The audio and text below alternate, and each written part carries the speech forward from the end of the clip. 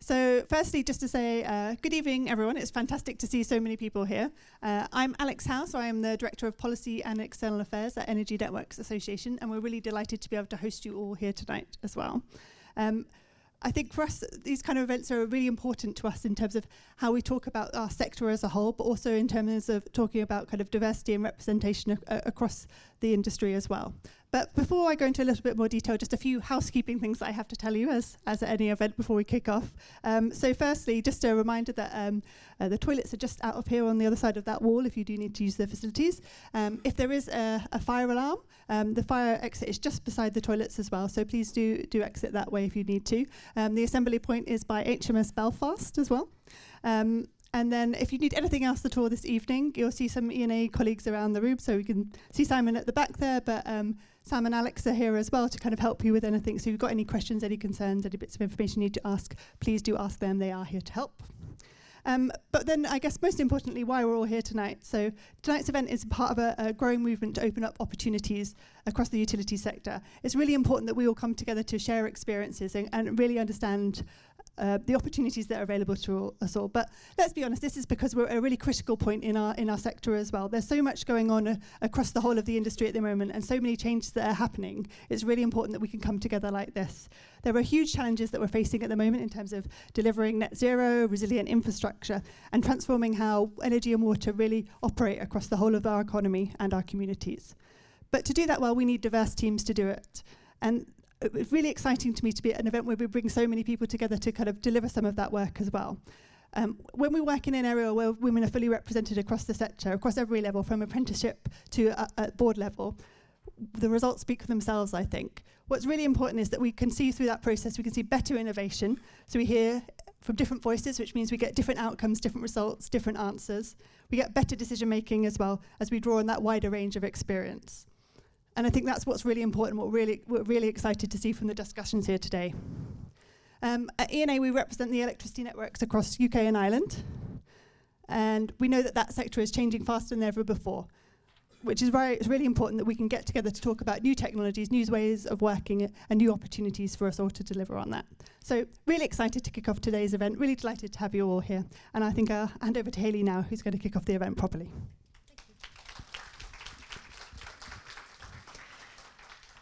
Thank you, Alex. And I just want to give our welcome from the Women's Network as well. For those of you who don't know me, my name's Hayley Monks. I'm one of the co-founders of the Women's Network, and we're delighted to be here this evening with what's becoming an annual event, or our careers event now. And it's a key focus as part of the retention strategy for women in the network, in terms of you being able to see your pathway to a career in the sector. Our mission is around join, getting more women in, stay and thrive. So this is the stay and thrive bit we're focusing on today. One of the things that's been really instrumental in my career is being able to look at other women and see what they're doing and see what they've been achieving. I'm a huge fan of storytelling, and often you sit back and you look at women and go, crikey, she's cool, isn't she? How did she get there? I'd like to know a bit more about what she's done and how she got there. And this evening's a bit about that. So we'll hear from people about their careers and their stories. And so you'll get an opportunity to learn a bit. And before I introduce our keynote, who also happens to be my boss, so I'll say some lovely things in a minute.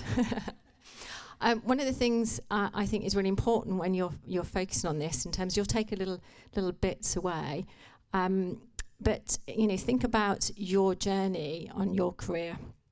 When we run an iRemarkable session, and again another development thing that we run it on, I always ask people if they have a current CV, okay? And lots of people go no, because they're not looking for a job.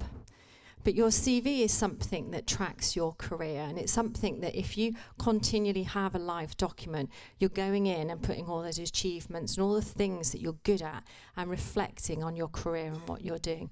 And it's a great way of bringing things to your strengths to the fore and focusing on where you've been and where you want to go. So that was just my tip for the thing. I'm now going to introduce you to Charley Maher, who is CEO of Staffordshire Plc. As I said, she is also my boss, but she's a very inspirational speaker and has a really interesting career story. She's done some talks within our organisation and has a profound effect on a lot of people. And I thought it was a great opportunity to invite her to join the network and share some of her expertise here. Charley.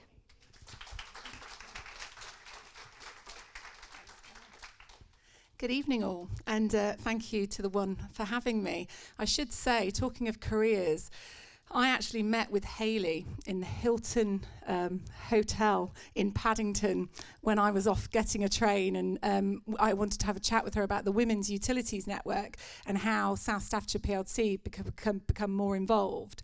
And actually through sitting talking to her, and she was telling me a little bit about her career, and I happened to have a job at the time which I hadn't realised she was the perfect candidate for. And after signing me up for the Women's Utility Network, I said, "You don't want a job, do you?" And 2 weeks later, she was hired. So true story, the WUN makes things happen, I tell you. It did for me, it was great. So absolutely delighted to be here this evening. And I had a request to do a keynote for you, to provide you with a bit of background, I suppose, about my career. But what I've tried to focus it on is probably more at a human level, what I learnt along the way, and some top tips for what I look for when I'm recruiting and when I'm trying to develop people in our organisation and beyond. So first of all, who the hell are we? I think is the first question. Everyone always thinks I'm the CEO of a water company. I'm pleased to say I'm not, albeit we do have a water company and we have a very proud MD in my business that runs that company. So we have 14 companies across our group. We are focused on asset infrastructure across utilities, predominantly water, but we also have, as I say, we own the assets in the water company, and then the rest of our supply chain supports in either building, servicing or maintaining assets, but we also go into gas and electricity as well, house building. We've got a whole host of things, including software, which is the arm that Hayley runs, software and customer service, which also services those infrastructure businesses. So we are South Staffordshire Plc. We were born originally from South Staff's Water, and that was the original company. It had a parent company that started acquiring lots of other companies, and we were never original enough to change our name. So hence we're stuck with South Staffordshire Plc, and that's who we are. But we're one group, which I'm really proud to say. We found a real synergy since I've been there. I've been there just over 2 years. We have 14 companies, 3,000 employees. I have got checks so I don't get these numbers wrong. 1.6 million customers, and we have just over 100, well, I was going to say 1,000 plus clients there, but in each business it differs. And our turnover, 450 million, we're looking to hit 500 million this year, which would be a personal best for us as a business, which is fantastic. We have a real shared vision which is around our infrastructure, which is all about every one of our companies sort of delivers and supports towards that vision and creating that shared vision, which is really important. And if you like my talk today, shameless plug, that's our careers page. So really happy for you to have a look at that as well. But if I take it back and talk to you about my journey to CEO, especially CEO in a utilities business, because it is probably quite different to other people's journeys.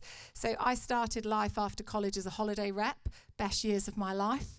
Had an absolutely fantastic time overseas where I learnt so much about myself, independence, customers, really focusing on people and people interactions. That's what that role was all about for me. I had some really big important jobs from the age of sort of 18 when I first flew out to Ibiza 2 weeks before my 19th birthday with my yellow boombox and my suitcase. You're only allowed one suitcase. Can you imagine doing that today? When I got there, I did have that whole, oh my goodness, what have I done?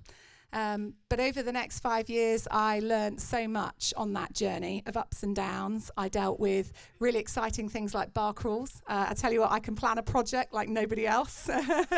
Just did my son's 14th birthday party. All the other parents at school are totally in awe of my skills. But it all came from then. But I also dealt with deaths. I repatriated bodies.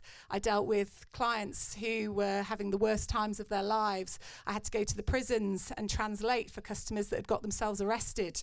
All right, there's lots and lots of things when it comes to the life of a holiday rep that people don't see, and it was all of those experiences that really built my skill set and my interactions over those years. I finally came home and to get a proper job, as my mum said, after I'd had several years there learning how to lead people and how to work with customers on big scale. And I actually fell into banking through training, because as a resort supervisor, you were constantly training new reps. Everything from, again, what clients don't see, health and safety of hotel surveys, you know, right the way through to how to run an airport transfer. So your training skills become pretty good. And so I fell into a training role in a bank. That led me into my career in banking, where I had a really successful decade. I absolutely thrived at HSBC and then NatWest, with lots of amazing mentors and interactions and people along the way. And I'll tell you a little bit about what I learned in a moment. And I sort of worked my way through from training to branch manager to senior branch manager, which just meant a bigger branch. And then I went to NatWest, where I became an area manager. And then I went on to be a regional director. I was even an acting managing director of retail. The titles just became too ridiculous to get on the slide. And then my favourite job title ever, head of simplifying customer life. I mean, that's pretty good, right?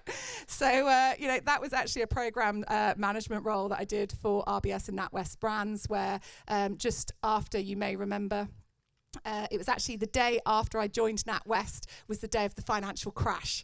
So I was there in my new job thinking, I wonder how long I'm going to be here. But actually it all turned out okay, because it wasn't my fault. So, you know, as I made my way through my journey there, I came to the end, and I knew after that programme that I couldn't go back to what I was doing. And I was at a bit of a crossroads with regards to where I was going to go. And I fell into utilities. I went home and I said to my husband, I'm going to get a new job. And he said, just like that? I said, yep, just like that. And I went on LinkedIn, and the first job I found was a head of a billing company. I didn't even know it was in water at the time. And I said, oh, that needs financial services. I'll do that. And so I applied, and it wasn't a seamless journey. I was just telling some people outside, actually, but we'll pretend for this purpose it was, because we don't have enough time to get into it. And I got that role. And that's what led me into utilities. It was those skills from banking, the financial services background, that led me into that customer collections, as it were, and people leadership. Had a great career. YTL UK, who own Wessex Water Group, some of you may have heard of them. They've expanded over the years into lots of other initiatives, Malaysian owned and worldwide as a brand, so very exciting brand. I worked there for just over 9 years. I started off as the managing director of the billing company, went on to launch the retail venture when the retailer went into the market. I then became MD of that business too, and then I became the group's chief commercial officer. What that really meant was they worked me like a word I shouldn't say in an audience this big, and I had to grow all of the non-regulated businesses. So all of the businesses in the group that weren't the water company I ran, and it was my responsibility to grow. So it was there that I was headhunted for the group CEO role at South Staffs, and there was massive synergy, because whilst I was called the Chief Commercial Officer, I was essentially doing a mini CEO role. I had 5 companies that I was running with MDs reporting to me, and so actually the step to go to 14 companies was still a step up, don't get me wrong. However, there was some real natural synergy with regards to what I'd been doing previously. So that's sort of my career journey, as it were, from holiday rep to group CEO of an infrastructure business. There you go on one slide. But what have I learned along the way? And I thought this was important to talk to you about. So, and I'll go into a bit more detail, but I feel happiest because I think it's really important. And as you get older, you do think about what actually makes me happy, like, because you put up with a lot at work, you know, so you've really got to think about what makes you happy. I know I'm at my happiest when I have a plan. So guess what I do? I plan. So I always have a plan. Now, the plan might change, and people in the plan might change, and things on the plan might change, but I've always got a plan. I'm a real believer that the highs really do fuel your ambition. So when you have those highs, they're the moments in your career where you think you can do anything, and you think you can do your boss's job and your boss's boss's job and your boss's boss's boss's job, okay? But then when you have a low, that's where resilience is built. And that's where it's that fight or flight, where you have to decide, how you're going to allow it to impact you and what learnings you're going to take along the way. And I've had a lot of lows. So whilst, I can be an entertaining presenter and I can make my journey from rep to CEO sound like a really exciting journey, I can promise you there were some real lows along that journey as well. One of the things I always talk about is that you don't always have to be moving forward. So this is one of the things I definitely didn't know when I was in my 20s. I always felt I had to be moving forward. And I think it was only probably when I became a mother, actually, and then I was in my mid-30s, that I realised that actually just surviving was okay. Some days that was fine. And if I didn't know what I wanted to be when I grew up, that was also fine, But it was about actually making sure that I was just progressing in what I was doing. And sometimes you need that time to just sit still. So I said it's not always about perfection. Sometimes it's just about showing up and getting through the day. One of the things I'm a big believer of, and Hayley knows this, I'm a really big believer in find your people.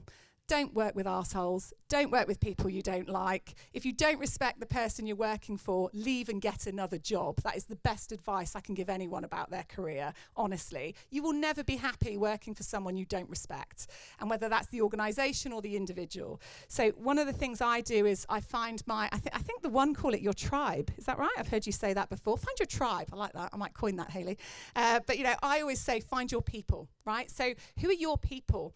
I've got a couple of people that have worked with me. I've got one guy that worked with me in banking, worked with me at Wessex, and now works with me at South Staffs, and he always jokes and says, this is my third tour with Charley.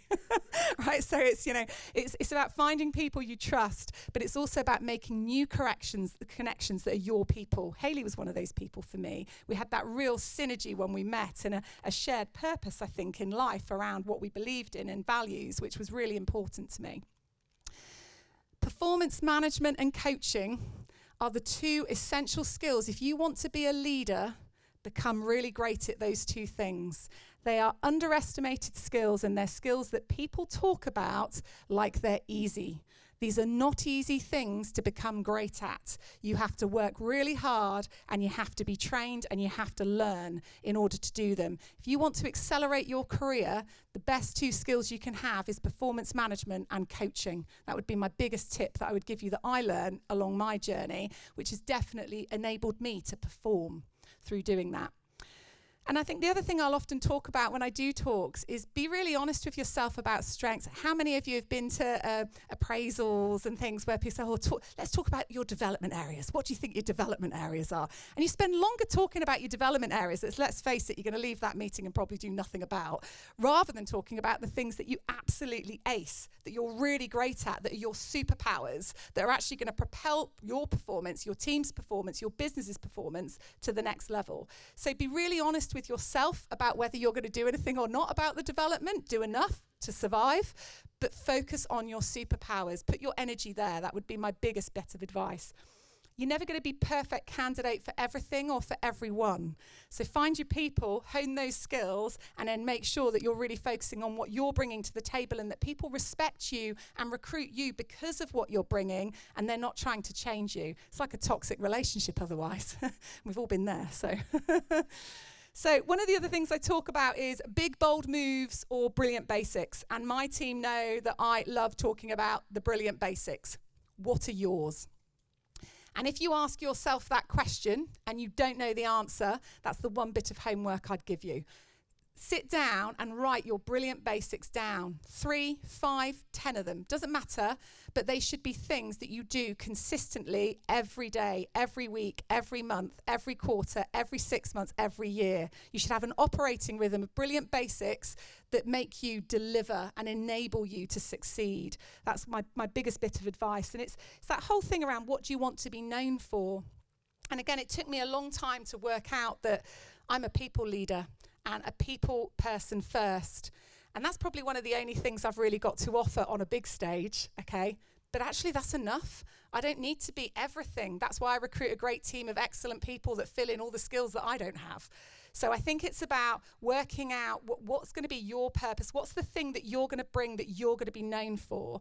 Pretty much most people that have ever worked with me, if you said, what's it like working with Charley or working for Charley, I can guarantee in the first conversation they have with you, they talk about my people focus. Okay, so it's about working out what your purpose is and then bringing that alive in your own way. And then this is a busy slide. I'm not going to read it all, but I just wanted to make a point. So resilience, confidence, competence. They're the three things when I'm interviewing that I look for in a candidate, whatever level of candidate, whatever role I'm looking for, because I can guarantee in life we all need those three things.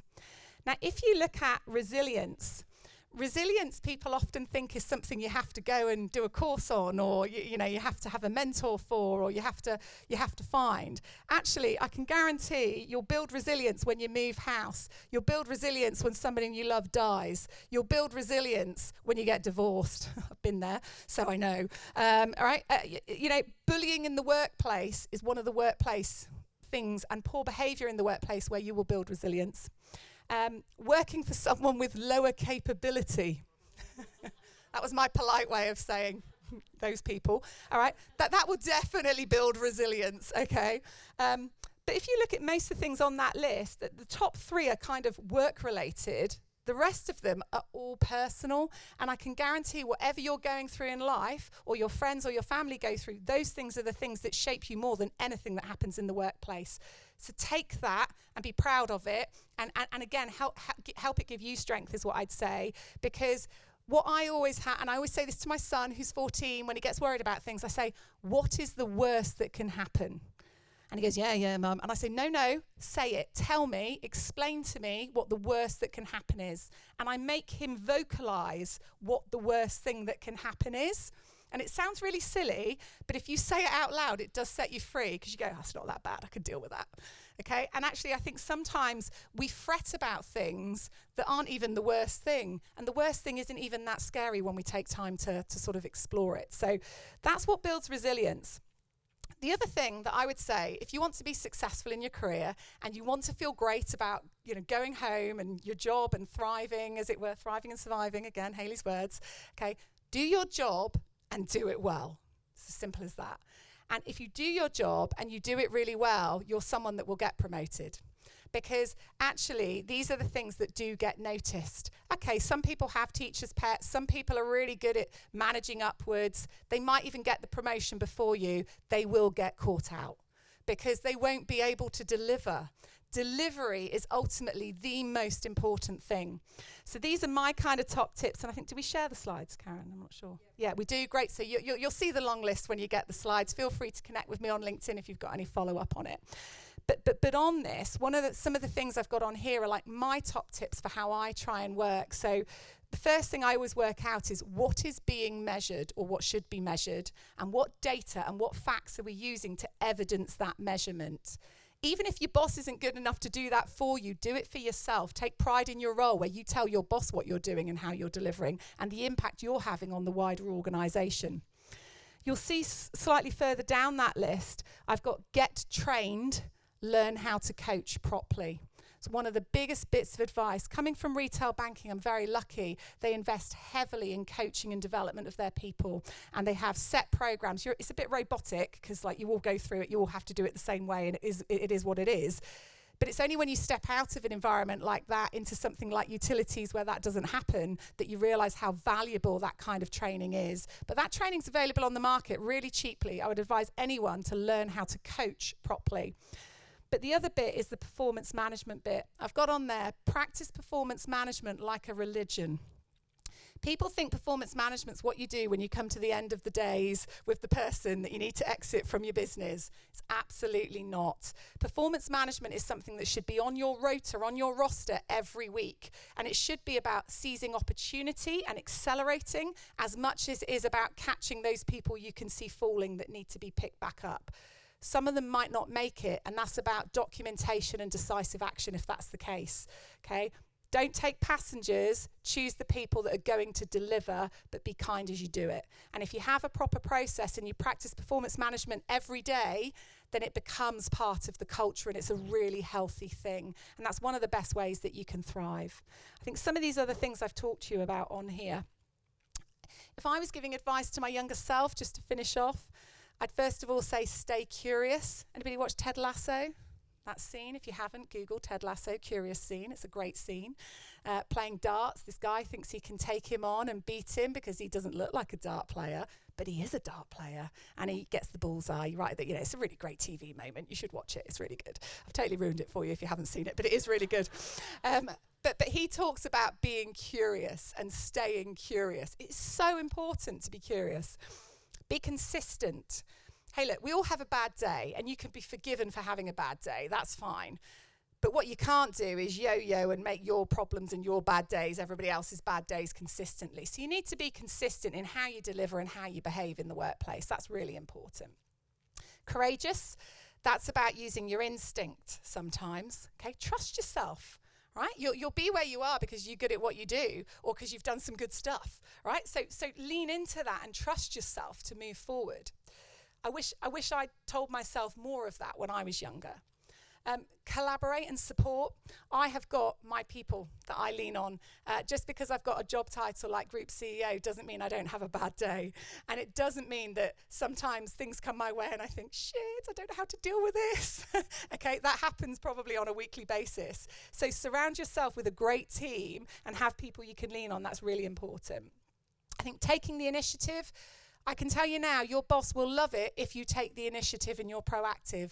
Don't wait for permission. Do great stuff without being asked. There's nothing more impressive than, I think, again, if you want a clip, Obama does a really good clip on this, actually. It's about just be really good at your job and do things without being asked. It's one of the most impressive things you can do. And then the last one for me, because I'm a values-led person and it's a people first, it's that whole act with integrity. So it's make sure that you keep that strength of value of who you are. Don't pretend to be someone else because you think that's the flavour of the month. Even if it is, it won't be the flavour next month. So stay true to who you are. That's really, really important. And make sure you act with integrity.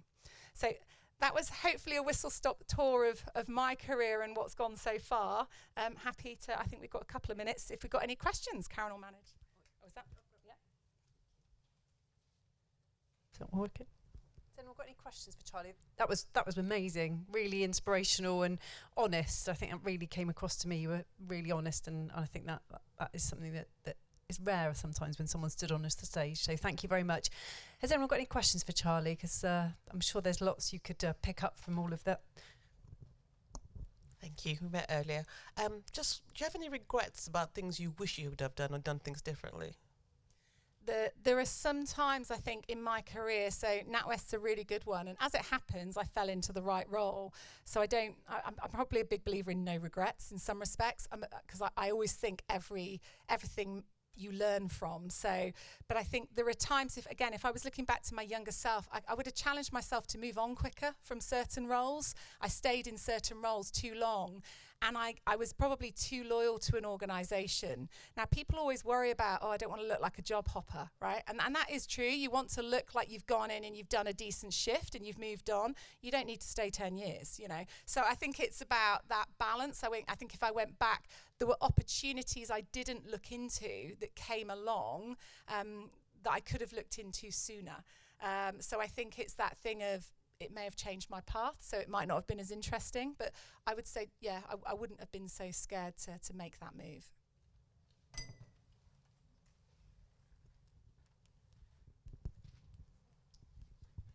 Hi. You said that you always have a plan or try to have a plan. Do you ever override your plan and go with your gut? Oh, absolutely. The plan is my comfort blanket. As I say, it's not that everybody needs a plan. It's the thing that makes you comfortable. So I know if I have a plan, I'm settled and I'll feel more confident in my approach and what I'm doing. Sometimes that comfort blanket, you even forget you've got it, you know, but it's about moving forward.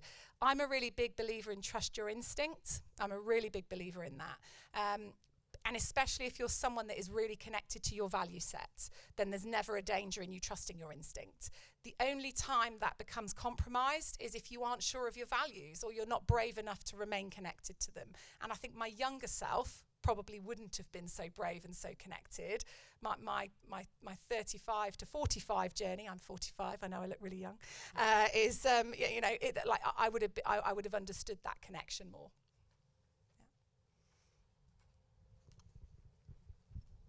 Hi, Charley.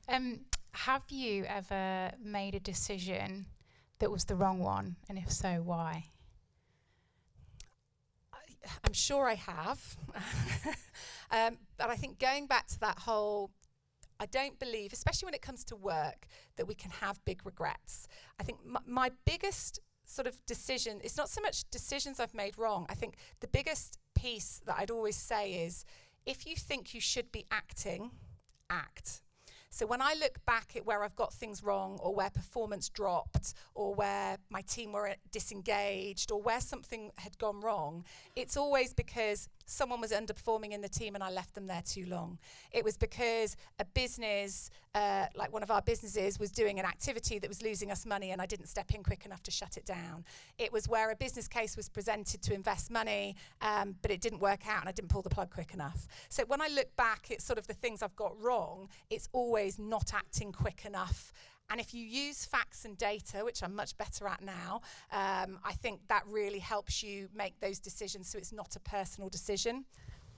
Hi, sorry. I guess, so one thing I spend a lot of time thinking about, to be honest, is like what other people think of me. And I think as women, we definitely do that. Yeah. And as someone who is really people first and value people, and you obviously care what other people think of you, but you also care about them, how do you manage that in your role? And how do you think that's maybe changed over, when you were younger? Did you always think about it more?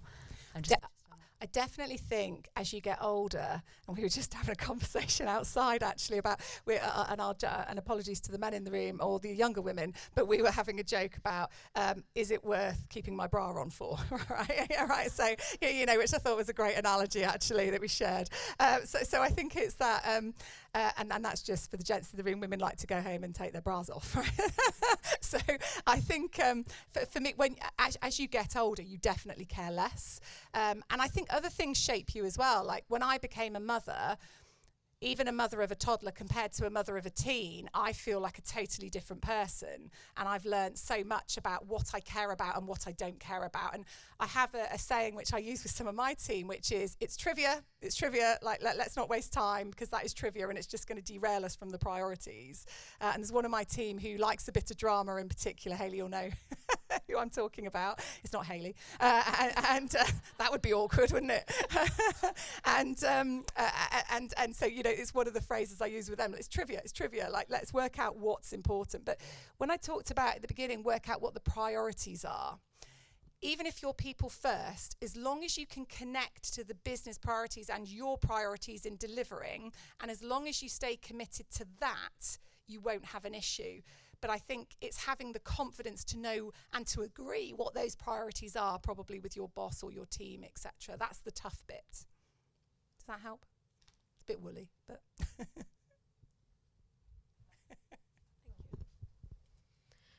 Is there a point in your career that you consider to be a real turning point? And if so, what were you doing at that time to really progress? That's a really good question. I think when I left NatWest, and it was funny, Steve, the chap I was talking about earlier, he gave me a lift home from the Midlands to Bristol, where I live, yesterday, and we were actually talking about this in the car. And because he was saying that was a real turning point for you in your career, so it's like you've spoken to him. I had been, as I said, I'd been the regional director. So has anybody here worked in banking? I know one person in the room has, a few of you, yeah. So bankers like to restructure way more than utilities. So in like all the years I was at NatWest, we had a restructure every year. So to put this in perspective, when I became a regional director, there was 19 of us. Okay, 6 years later, there was 6 of us. Right, every year it was like death by 1,000 cuts, and it's like Hunger Games, who's staying in, like literally. So I managed to keep my job for that period because I was a really high performer because of the way I delivered. And that's the only thing that kept you your job. It was quite cutthroat. And then I went on to do the program, which was a whole global program for the bank, delivered massive benefit and did a really great job working directly for the retail CEO. And then there was an MD job that came up in the Southwest, which I was the obvious candidate for. And they gave it to some guy that got displaced in mortgages. Right, he was rubbish, by the way, and you can imagine, like for me, it was gut-wrenching, and I stayed then on the program for about another 4 months, even though I knew I didn't want to go back to my home because I'd have been working for this guy, going back to see my note, work for people less capable than you. And again, that's one of those moments where I should have gone sooner. I should have actually said to them at that point, I back myself to go to the market and find a great job. And actually the fact that you don't see me after everything I've delivered, and you've just given this sideways person a job because they're out of a job because FYI they haven't performed, I should have spoken up. But I didn't, and they're the regrets that I have, that I didn't back myself. But then I had a mortgage and, all of those things. So I think that's the thing that holds you back a lot. And that's where I'd say, when you have that moment, don't let the whole worst that could happen, I'd lose my house, stop you from updating your CV, getting all your best moments on it and going to market. Do it proactively in that moment is what I would say. Right, I think we've got time for one last question, Cara. Fantastic keynote, thank you, Charlie. One thing you kept saying was about focus on your superpowers, and that's similar to what Abby was saying in terms of, as women, we can sometimes find it hard to know what that is. So how do you find what your superpower is, and then how do you help others find theirs? That's a really good question too. I think for me, it's that question of, I talked, what brings you joy? Because the thing that brings you joy will be the thing you're good at. I can guarantee it's that thing where you absolutely know you've bossed something, or you've delivered just incredibly well, or you see the impact you've had on someone, or you get that feedback. It's that thing that you've done that brings you joy. That will be your superpower. So I think feedback from others is really, really key. Pay attention to how people react. That's really important. But how do you feel internally? Because it's when you feel fantastic internally, that's the stuff that you're absolutely great at, that you're doing really well, and that's the thing to hone. Thank you all very much for your questions. That's great.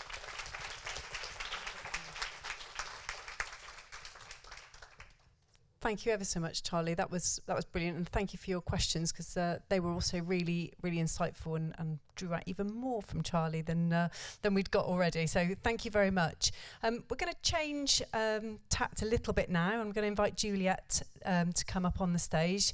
Juliet's going to do a bit of a workshop with us all. So hopefully you can think about some of the things that Charlie's just talked about, and think about where you are in your careers now. And I'm going to hand over to Juliet to take us through. Thank you, Juliet. Thank you, Karen. And thanks, Charlie, because that was really inspirational, and picking up on a couple of things. So one thing Charlie talked about was being happy, and I think that's really, really important in terms of how you take your career. And the other thing was having a plan. So I'm going to offer you a chance to think about a couple of those pieces today. So I won't say too much about me. In a moment, I'll come on to that. So I think one of the things, often people will say to me, sometimes in their career, it's more by luck than judgment, and how we get there. What I'd offer you tonight is to think about getting a little bit more of that consciousness into your planning. So I'm going to offer you two tools, really. One is to think about your career and the phases and stages of that. And the other one is the career wheel that we'll come on to as well, to think about consciously being able to check in with where you are, and are you happy, which I think is a really important one too. So, I'm Juliet Summers, I'm Director of Inner Talent. I spent 13 years in the water industry, in Thames Water. Absolutely loved it. Great dinner conversations when I was out on lots of different things, sewage and all sorts of interesting stories. If you're interested, absolutely loved talking about it. Absolutely loved my time there. I was in retail before that, and I thought that was brilliant, and I came into utilities and was like, whoa. Whole different world. And I stayed because of the cause, and I still love that. I wish the Women's Utility Network had been around when I was rising in there as well, but then I met Hayley. There's a connection here as well. And since then I now run my own business, and I do what I'm really, really passionate about, which is leadership development. So great leaders make an absolute difference. Exactly like Charlie said, don't work for someone you just can't respect. So it has a massive impact. And I also love working with women across their whole career. The ups, the downs, the squiggles, all the things that we go through as well. And I love coaching and working with, and coaching, absolutely. So there's lots of different ties. It's like, yeah, we like right there. So I think that's really important. And then the Women's Utility Network, I'm really proud to be part of that as an associate. I've seen it kind of grow in its journey. And I also work on the Drive and Thrive programmes as well with Sarah and the team and Karen. And I also mentor for the Women's Utility Network, and I know there's people in the room around that as well. So that's been an absolute great. So I get to do what I love. which is great. So I'm going to share some tools and some tips with you tonight, and I'm going to get you doing a bit of an activity and being a bit selfish about your own career tonight as well. So I'm going to share with you first, this is the career stages, the WUN career stages framework. And really, I just want you to think about, sometimes we're kind of so busy being busy, we forget to kind of look ahead and go, what's coming? So we can think about our plan and absolutely adjust it. But I think on the career stages, when we first start out, it's all really exciting, and we're building and we're finding out who we want to be. We're trying to find our strengths, we're trying to find our feet, we're trying to get out there and see where we want to work, we're trying to develop all of that. Then as we get into establishment, we start to actually find our tribe, or find our groove, or find what we think we want to do. And we start to build the knowledge, but we're still a little bit nervous, and we haven't really got the network or maybe the role models. And there's that lovely self-confidence, imposter syndrome, all of those kind of things that come on. Then when we get to mid-career, we start feeling a little bit more, oh yeah, I know my stuff, I'm starting to move, I'm starting to get this right. Some people will start to progress into leadership, some people don't want that, so they start to think about how they grow in their role or in their profession. Then we kind of get into the mid-career bit where we're flexing again, and then we get into the late career. So late career, we might be more senior, technical or in leadership, but also we might be thinking about how we bring others on. So often in that phase, we start to think about how we mentor, how we bring on others on as well, and giving some of that back. And as we go through, our networks tend to build. And then we get into what we call the transition stage. So that's the stage where we don't talk about retirement anymore, because most people don't do that anymore. We just do other stuff. And one thing I'd offer you on that from me is that I see that phase as becoming creating my portfolio of joy.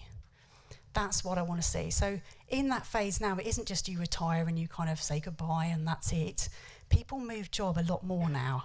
But also it's thinking about all the different opportunities that are open in that phase. Legacy, taking on voluntary work, still working, taking on NED roles, doing different things like that. And I think Maria's in the panel later, so she'll talk about that. It's not even about age. There's lots of things you can do to create that portfolio. Can you sort of start letting go around 57? Have you got to wait to 60? I don't know. There's lots of things that go on in that. But thinking about that stage as more of a transition into your portfolio of joy. So I'd offer that to you rather than the other. And as we go through those stages, we might go backwards. So the average age for a career itch is about 31.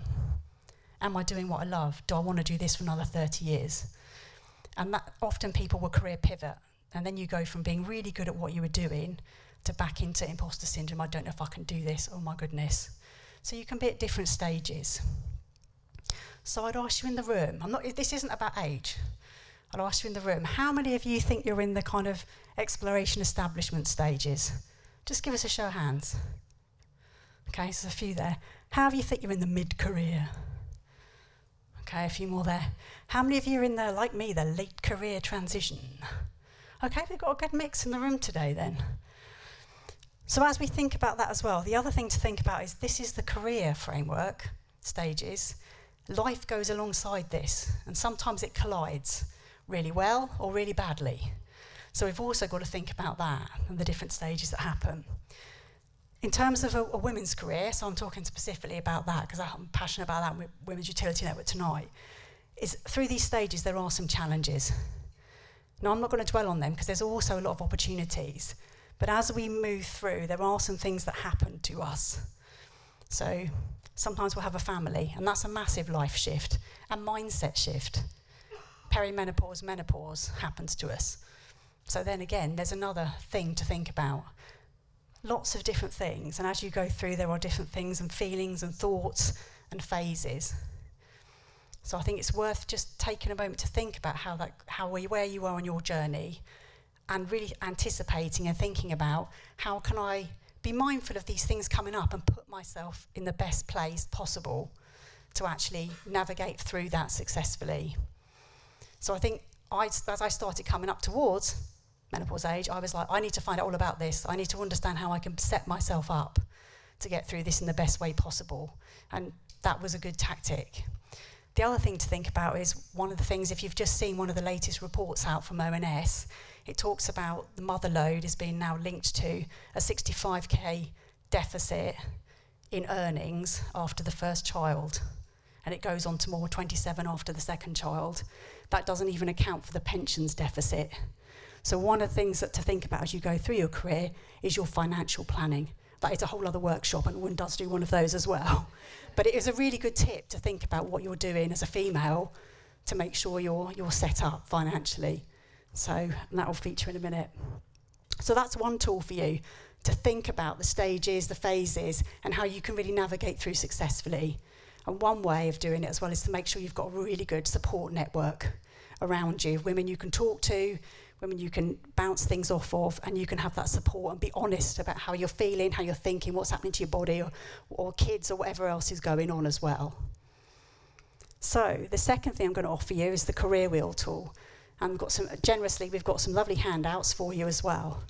So this career wheel is a really great tool, simple, just to give you a chance to reflect on where you are now and your level of happiness, and to identify where you might want to course correct or where you're doing really well. So this example here, you can see there's some different areas: financial rewards, personal growth, career progression. So these are the kind of career elements. You've got your current satisfaction level in the solid green line, and that's the one to plot first, and that's out of 1 to 10 on this. Not everyone is going to want to be a 10 on everything. So just thinking about, where is your current level of satisfaction? Is it 10, you're smashing it out the park, that's brilliant, you're really satisfied and happy with that? Or 1 is like, no. And then thinking about, so once you've plotted that and you've got your areas, then you think about, what is your ideal level of satisfaction in that area? Again, it might not be a 10. You might say, well, I'm not really bothered about the money at the moment, so maybe a 5's okay for me, or a 7's okay for me. So then you create this kind of wonky career wheel, but what it does do is show you where the gaps are. So this one's an example, and it might be maybe someone further down or earlier on in the career stages framework I just talked about. This is kind of my one. So this is like, again, I'm in later stage. So for me, you can see some things have changed. So I've got financial security. I want to retire at 57, if I can. But I'll do a portfolio of joy. I'm not just going to like stop, yeah? Then I've got career transition, because for me that has become more important now. So instead of career progression, I'm kind of director of my own business now. So I'm kind of like, well, I've done a bit of that, done that. I don't think now I want to think about, what is that transition? What do I want to do next? And then you'll see I've got current role, but legacy. What legacy can I leave? You know, what do I want to leave behind? Might be a bit morbid, but these are things I think about in that stage. Work style relationships, and then health and well-being. So you can see where there's some gaps, where I'm nearly there, where I'm maybe over, and you might find you are more satisfied than you really want, which is great. So when you've done this, there's a great chance to think about, if you are in a good place and you're really happy and satisfied, brilliant, how do you maintain it? How do you strengthen it? How do you build on it? If there are some gaps, you can course correct. And you might get some good tips from the panel coming up about where their gaps have been and what they've done that might be similar. But also it gives you a chance. Often when your wheel has got areas that aren't where you want them to be, there's something going on. It might be it's not a right fit for you. It might be you're not quite sure. But it might bring up some other things for you to think about. So it's a great tool just to use every 6 months, every year. Share it with your teams, use it with your teams as well.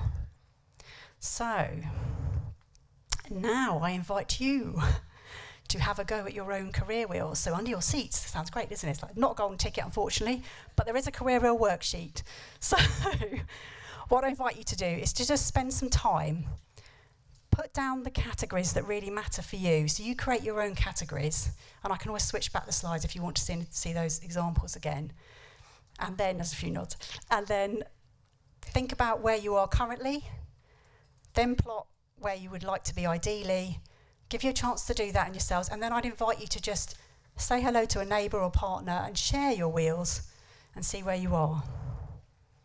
Any questions before we go into that? Oh, good, that was clear then. Right, enjoy having a go at your career wheels. Okay, I'm going to be the big bad interrupter now. Well, it sounds like there's some good conversations going on.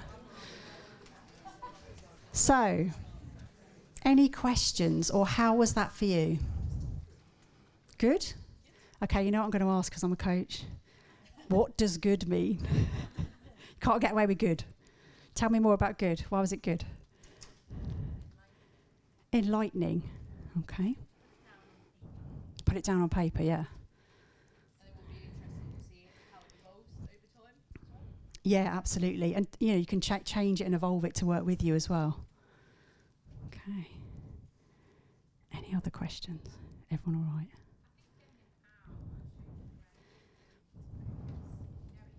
Yeah.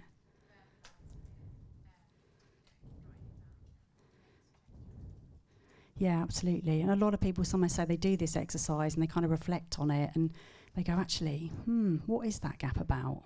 Because sometimes it isn't the obvious. So just sitting with it. So take the worksheets away, use it, reflect on it, and, you know, feel free to use it as a tool. So what I would say to you is if it's strong and you're happy, keep on doing what you're doing, maintain it, strengthen it. If you've got some gaps, then coming up is our panel, so they might have some answers for you as well. And if you're not happy, change it, absolutely. So I think it's Jo that says it, doesn't she? If you're not happy and you're not enjoying it, do something different. So thank you very much. I've really enjoyed leading session for you tonight. I hope you've enjoyed it and take away lots to think about in terms of your future career and navigating it. I'm going to hand back to Karen now. Thank you.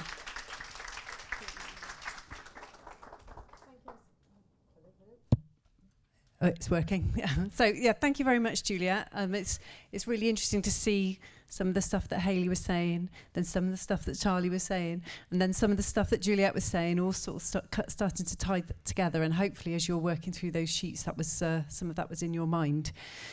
And as Juliet said, hopefully then a panel may be able to give you some more answers to those questions and dilemmas that you've got around your career. So I'm going to hand over to Sarah Hopkins, who is one of the directors at WUN and also director at Pathways People Solutions. So thank you, Sarah. Thank you, Karen. Hi, everyone. I'm going to do a bit of moving around with the chairs in a minute, but we're going to do our boy band impression now, ladies. So just to introduce myself on top of what Karen said, so I'm one of the directors at WUN, and this is my first careers event. I've never made it to WUN before, so it's a delight to be here with you all. I work with Jules on the WUN development programs as well, and it's delightful to hear Charley talk about the importance of coaching and performance management, because that's exactly what we dive into on the WUN program. So a shameless plug for Thrive and Drive. If anybody's interested, come and chat to me and Jules later on. My business is very similar to Jules's as well. That's suddenly gone louder, hasn't it? It's very similar to Jules's as well. So I work on leadership development, coaching, and also culture change as well. So that's 3 big passions of mine. So I'll invite the rest of the panel to join me in the boy band, and I'm just going to move my chair. Girl band. Well, it's a boy band sit on chairs, though, don't they? I always used to say that at Wales and West. Anyway, ladies, if you'd like to come up. That's what I think. It feels like we're Backstreet Boys. Maybe more like the Spice Girls. Sit wherever you like. And I hope you appreciate the effort and attention to detail that Aimee and I have gone to with our opposite outfits. The other 3 did not get the memo. We're literally red and black, and we even have the opposite bags as well. So we've never met before, but I don't know how we manage that.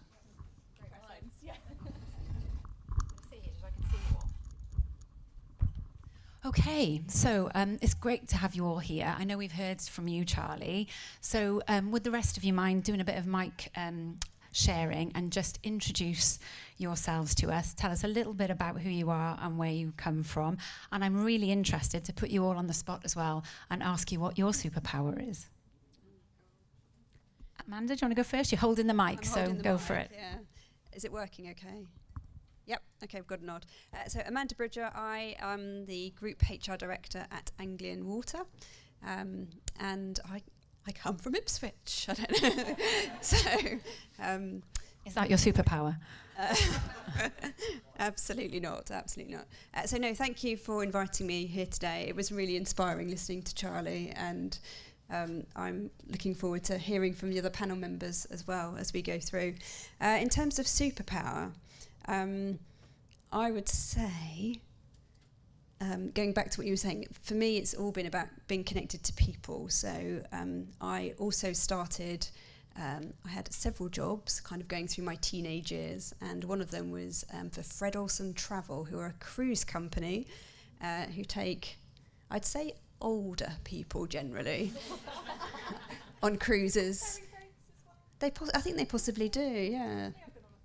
Yeah, and not all of their clients come back off their holidays, which was interesting. But I used to work for them, and my first job was in the HR team and doing lots of admin in the days before we had like computers and clever things. There were big filing sections, and but I realised through kind of that work experience that I really, really enjoyed working with people. I'm really nosy, basically, so I really like finding out about people and asking people questions and just being curious about people, but building those connections is definitely something that for me is a superpower. Thank you. Thank you. Okay, so I'm Aimee Burnham. I work for Computacenter as their Global Digital Experience Centre Director. You're right about the stupid job titles.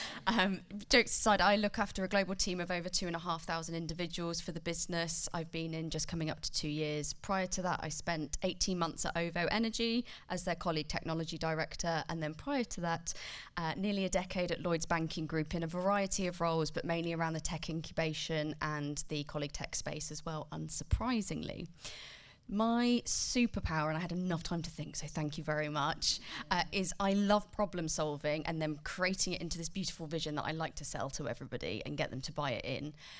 It partly leans into that networking piece for sure, but I like taking those challenges, unpicking them, being able to find a solution that I have no doubt others will do so, but I try and do it in a really kind of enterprise-wide way. And that really came to the fore for me when I was sat in my head, it's now a dark, dingy basement. That was clearly not the environment I was in, with 2 people from Microsoft and myself and another gentleman from Lloyds, developing what most of you will now consume are E5 licenses or Microsoft 365. And I realised in that moment that I like taking these massive problems and coming up with a really simple solution. And that was my career trajectory point as well. So, thank you. Does this one work? Can you hear me? Hello, I'm Maria Blakley. I have my own business. I've had my own business for 13 years. And I work on contract for Women on Boards UK, which some of you may know. It changed its name to WB Directors a short while ago, and now even more confusing, we have been joined forces with an organisation called New Role, which is the leading NED search firm. So I work on contract for them. I'm also a career coach, and I work for a male allyship program, and I work with executive coaches who run programs in some of the top UK energy companies. I ran Powerful Women for 6 years, which is the gender diversity initiative for the entire energy sector, and that is because I've been working on and off for the Energy Institute for 30 years, who have, it runs under their auspices, and that went very early sort of on. It took me to the Middle East, where I set up a branch for them. So that's the UK professional body for energy. So that's where you might become a chartered environmentalist, chartered scientist, chartered engineer, that kind of thing. But actually 80%, I think, of the members, Yasmin's from the Energy Institute as well, I think 80% of the membership is to do with the business of energy. So yeah, energy person. My superpower is, after 30 years in the energy sector, I go across a lot of things, but not very deep on anything. So I know if you say to me what you do for a job, I'll make the connections happen in my brain. And so I've learned that I have this superpower where I can think laterally, and that has meant that I inadvertently, genuinely inadvertently, have a huge network in the energy sector, because I think I am so sort of curious about people and interested in what they do, and I know a little bit about a lot of things, and then my superpower is that I can connect. I'm a super connector, apparently. And I'm quite generous with that. So like, I get really excited. That is what makes my heart sing. So if you say to me, I say, you've got to talk to this person and I'll connect you, and that just sort of is something naturally that I do. I kind of honed it when I ran the Powerful Women mentoring program for 6 years. And so I was matching mentee and mentor, but it was like kind of sort of an organic thing. It just happens naturally in my brain. As I've hit menopause, there's a little bit of a problem going on because the human database, this is letting me down quite often. So if you can reprogram it, do something about that, that'd be great. But yeah, I continue to super connect and I really enjoy that part of what I do. We've heard from you. We don't need to reintroduce it unless you've changed anything in the last 5 minutes. No, we're good. But that was a really good segue, Maria, into me, and my middle-aged brain often forgets things. I only did half of my introduction. So I also came from the utility sector before I was set up my own business, and I was in gas distribution. So I don't know whether that fights Jules's water scenario in any great way, shape or form. I also have 2 teenagers, one who's 16 and has just started a travel and tourism qualification at sixth form, and I don't know whether I'm excited for her based on the stories from Charlie or whether I'm absolutely terrified, frankly. So, yes, definitely. So I'm not quite sure whether I love it or hate it right now, but we'll see. Maybe I think I might get her to do the wheel of work and take it from there. I might ring you up for some advice in the future. But really excited to dive into asking some questions. We will come back to the audience as well, and Karen and Hayley will throw something at me if I get too excited and ask too many questions, but we've got a good amount of time now to put this panel through its paces. And I'm really keen to start with the exercise that we just did with Jules and really think about your career and when there was potentially a bit of a mismatch. So something you were aiming for, something you thought that was yours or deserved, and really any practical advice you've got for our group here today around how did you navigate that for yourself. You don't all have to answer it, so if anybody wants to go first rather than me putting anybody on the spot. Anybody want to? You've got the microphone, so it feels like okay. I didn't know who you were talking to though. So it was quite obvious to me. I'd done quite a lot at the bank, and a lot of what you were saying, Charlie, about not staying too long really resonated when you were talking, because I was at a juncture where I was pushing for a director's role. I had multiple heads of. We used to have what was called in the bank mini Gs and big Gs, which was the grade of a head of. And I was a big G, had a big team. It was great. I was doing lots of work. I was wheeled out perpetually in front of the CEO and the CFO and the chairman and every board and every NED and everything. And that was lovely. But I couldn't seem to get to this director's role. And every time I tried to, I was even working directly for the CIO at the time. And every time I tried to get this to be articulated in a constructive way, I just couldn't quite get the response. And I got tapped on the shoulder by a big FTSE 100 pharmaceutical. Wasn't the right job. I did turn it down, and the bank's response was to pay me more money, which is quite often a bank's response. And then OVO tapped me on the shoulder, and I realised that if 2 external companies could see the value of what I was bringing to the market and where I was working couldn't, for whatever reason, right, there's lots of reasons, but we'll just Switzerland neutral reasons to be fair to them, I decided that I had to be the big girl and be the one to go and say, no, I'm looking for this role. I'm looking for it within this time frame. It's not about the money anymore. It's about the opportunity, the challenge, and also reflecting what I've actually given to this organisation, what I believe I've contributed to this organisation.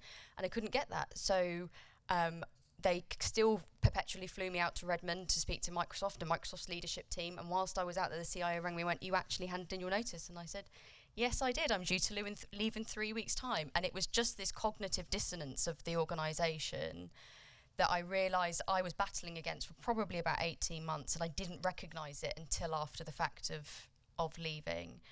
And so there's a bit for me around, I wish I'd probably engaged with that sooner. That was not a reflection on individuals. It was a situation at a time where the bank really was.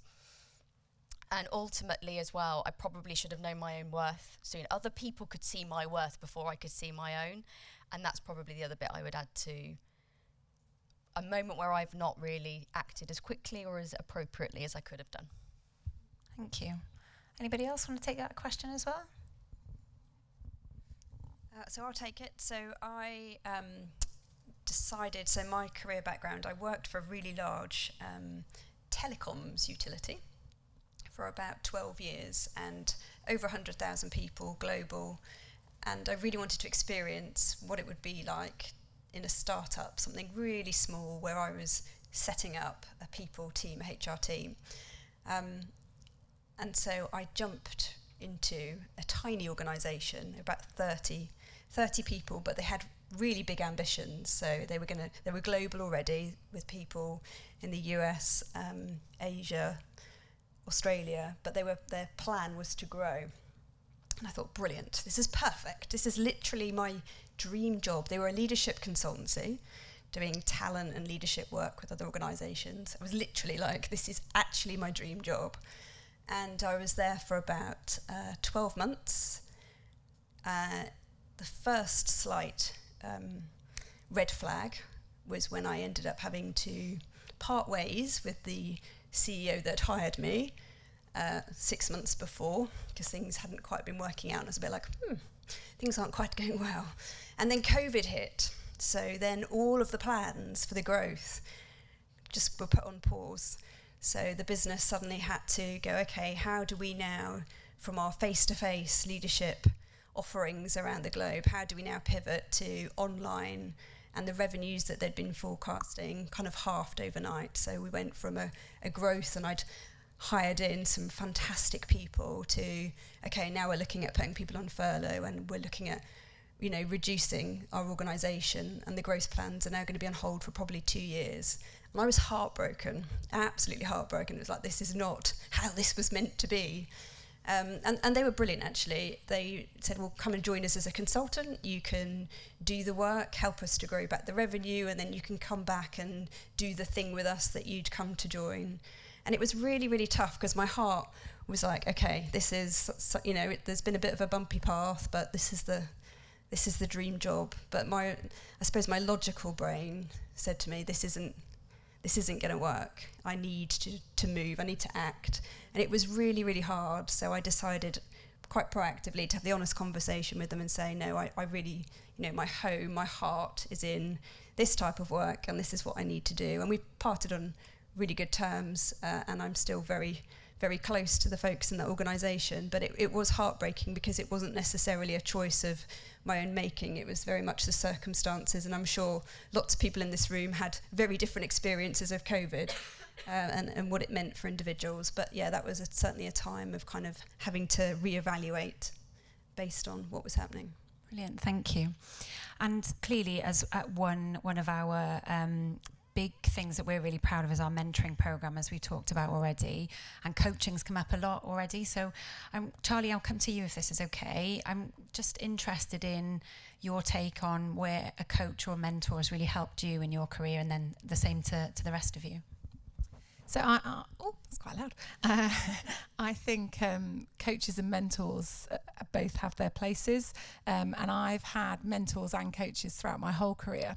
I've got a mentor at the moment, and because of the seniority of my role, it's a program that is a paid-for mentor service, as it were, through executive search firms. They offer this sort of thing. And I would say when I started as a CEO, because I suppose I'm giving this example just because I want to make the point that at any stage of your career, this is really important.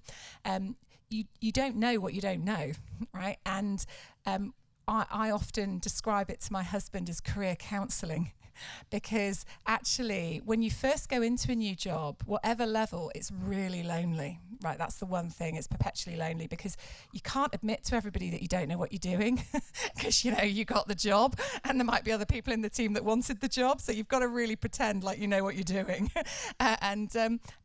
So you can't tell your boss you don't know what you're doing, you can't tell your teammates, and you can't tell where you've come from, because you've got to style it out.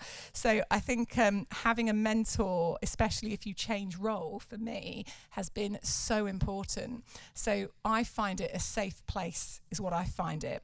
And what I find it is when you have the opportunity, and this might sound really silly, but if you say it out loud, it's amazing the weight that lifts. And when you say things out loud, it's amazing how you find inner clarity as well. So sometimes my mentor doesn't have to say very much, They just have to ask the questions to allow me to talk. And then I say things and I'm like, oh yeah, I need to work on that, don't I?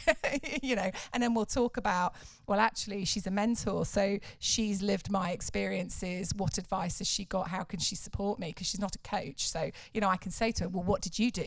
And, you know, how have you lived this experience? And so for me, when you change roles, I actually think a mentor is the best fit. I think a coach is more when you're actually either thriving or you're stagnant. I would say that's the time for a coach. It's when you either want to take it to the next level and you need somebody to actively coach you and look at what you're doing and give you feedback and support you and then practice it with you, because that's what coaching should be.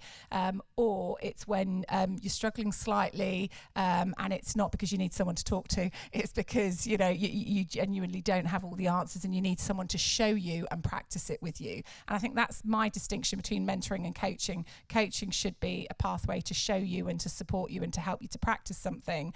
Mentoring should be more discussion based, where they give you advice from learned experiences. So and so for me, at every stage of your career, both of those work really well.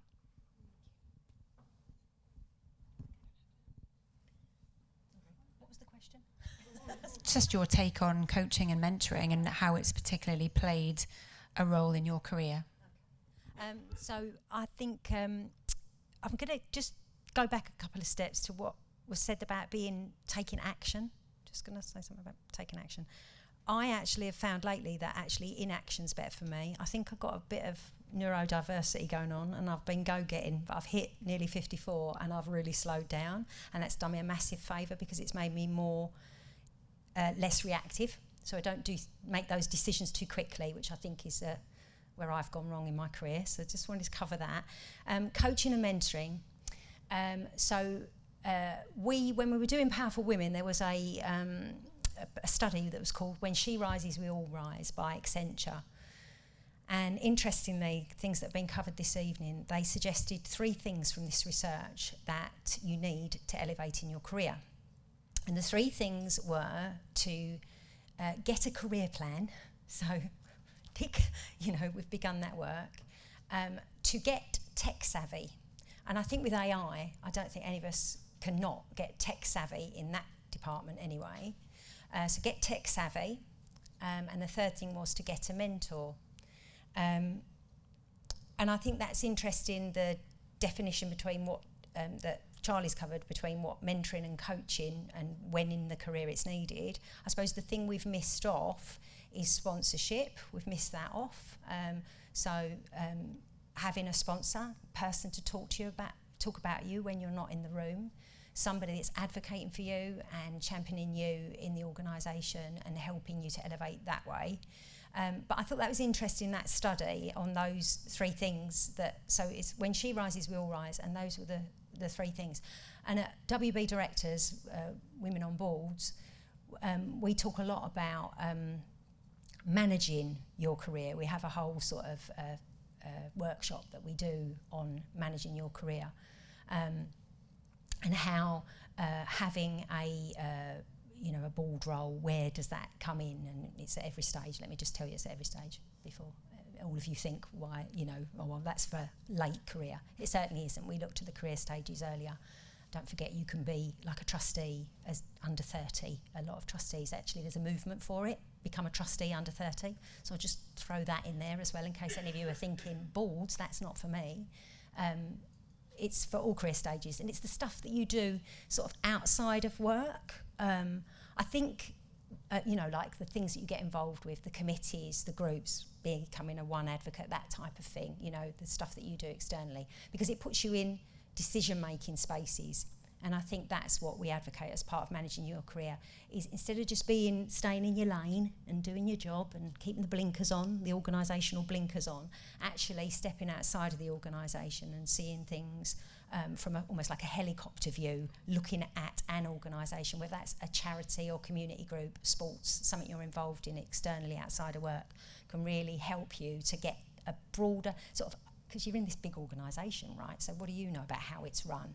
Well, get involved in a local organisation and you all can see how things run, right? You can see all the different aspects and get involved, maybe thinking more strategically, external to work. The other thing just to say on mentoring is don't be shy. Ask someone. If you're impressed by somebody and you're listening to their story, their careers, and you're thinking, she's walked the walk or he's walked the walk, that I'm just put my foot on that road, then be brave enough to ask if they'll mentor you. It's always a good idea to ask somebody for just 20 minutes of their time initially. People don't refuse 20 minutes. So say, can I have 20 minutes of your time sometime? Just to talk about my career, and that's how you can get somebody that you respect and you think might be able to help you to give you some of their knowledge and experience. Thank you. Amanda? Yeah, so two stand out for me. The first one was very early on in my career when I was definitely in that exploration phase. So I came out of university and didn't really know what I wanted to do. So I was very much sticking to what do I love? What is it that, back to the what does it that, what brings me joy? So I joined a graduate scheme, and it really was quite attractive to me because I thought, brilliant, I'll be able to move around the business and really get a good understanding of departments. I didn't even know what they do. Like, literally, I didn't even know, what does procurement do? I've got no idea. I'm still trying to work that out. Yeah. And I was really blessed because I was given a mentor as part of the graduate scheme, and he would really challenge me. I mean, I really didn't like him some days, frankly. He would be like, so Amanda, for your next placement, what are you thinking? And I'd be like, well, I'm thinking I'd like to go and work in the HR department. And he'd be like, no, I'm thinking not. I think you should go and work in procurement or finance or strategy or... but he was always challenging me to try and do something that was really outside of my comfort zone. And then he'd be like, okay, what did you learn? Okay, what have you learned? What was difficult?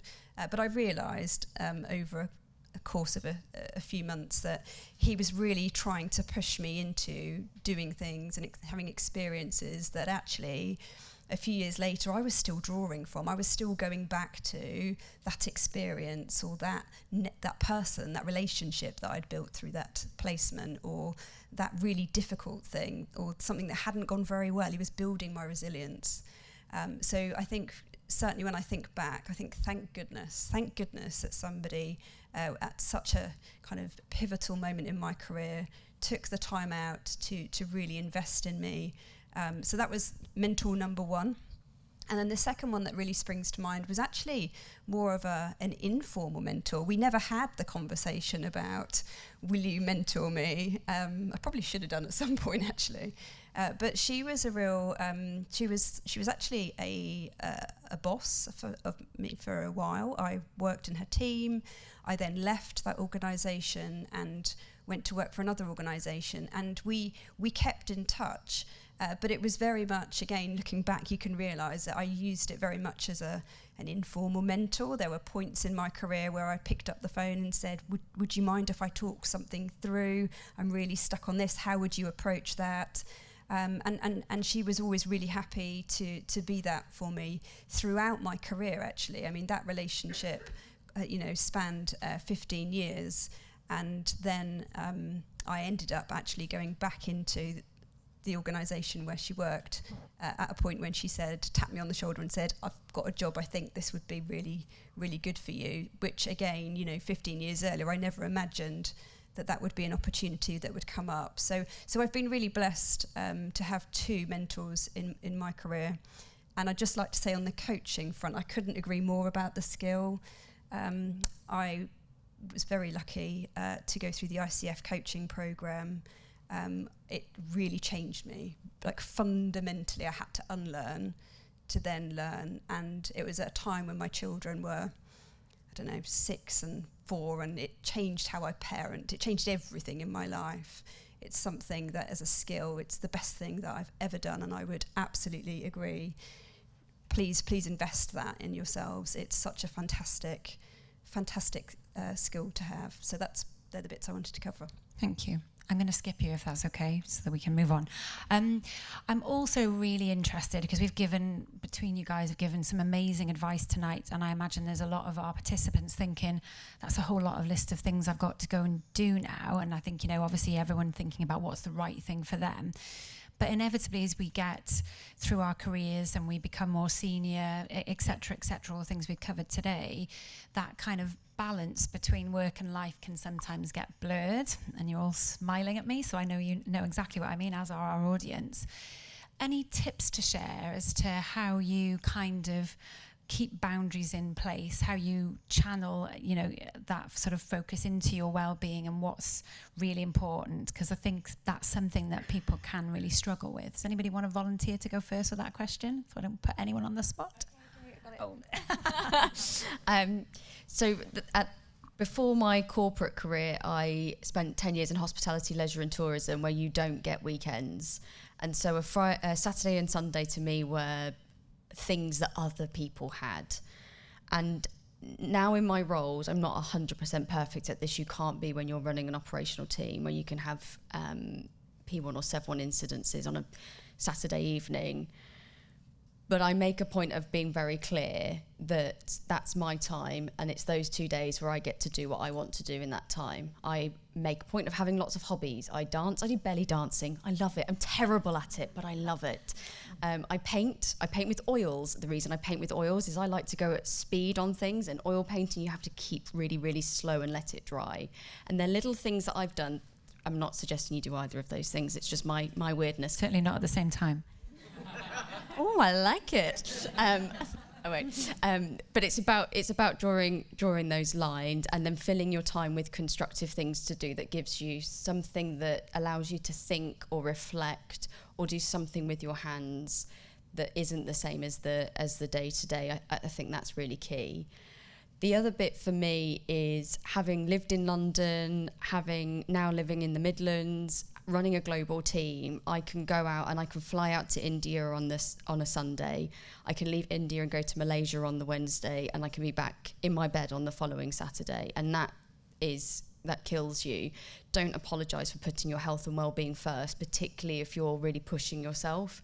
And I would say, by the way, that the stresses I learnt working in a bank, which is probably the most stressful environment I've yet encountered, meant that I could then manage this job more appropriately. So even if you think you're learning something now and you might not use it for 3 or 4 or 5 years, actually the things that you learn, you can reapply them in future roles to get the best out of that health and well-being balance. So prioritise yourself at the right point. Don't be afraid to do so.